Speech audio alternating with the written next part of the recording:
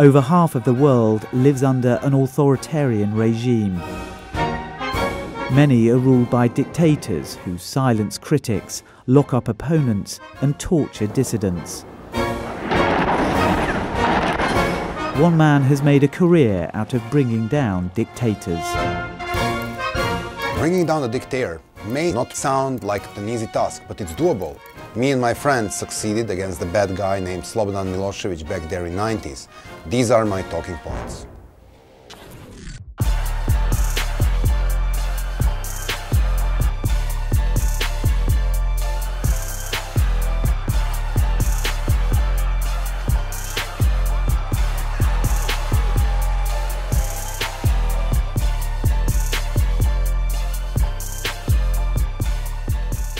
You start this journey by envisioning your future, how the things would be different if our movement wins. The nonviolent movements become massive when the things become personal, so you really need to figure out what the people need and what will mobilize them in order to get this change. Sometimes that means traveling with a very strange bunch of people. Look at the Poland back there in the 80s, the Solidarity movement was actually consisting of three very different groups: urban intelligentsia, Roman Catholic Church and blue-collar workers. Not really the guys you would expect to see around the table in the pub, but sometimes you need to build a very, very strange and unlikely coalitions, but this is how you win.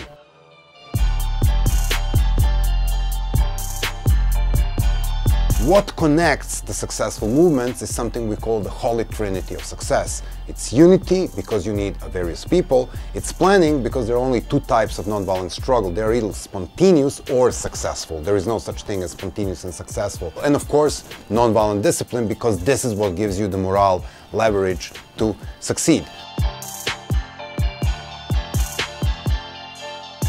One of the things which is really important for the movement is actually people. It's people power movement. So the more people you have, the more skillful these people are, the bigger the impact you can achieve.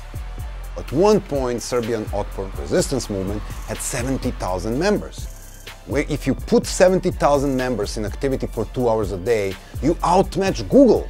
Of course, you will need some money. Where to find this money? Try looking at your phone book, try looking at your friends and supporters. They always say, first you find money with friends and fools. It's very similar with nonviolent movement. But when it comes to government, beware. Foreign governments don't have friends, only interests.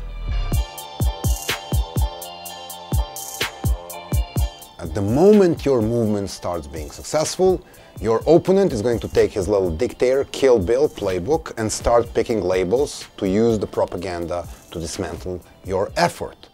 It will start by you being a seduced citizen, then it will continue with you being non-patriotic, probably a traitor, foreign mercenary, junkie. It may even end putting you on a terror list.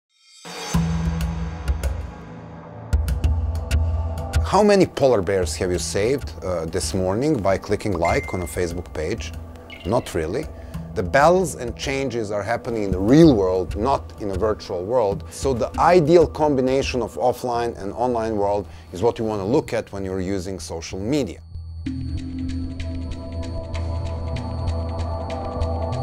In order to really win in your movement, you need to have a strategy for the day after victory.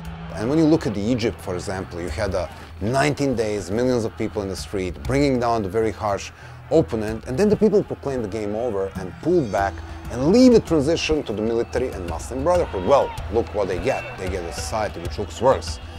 There is a big danger in taking democracy for granted. Democracy is like love, you need to make it every day.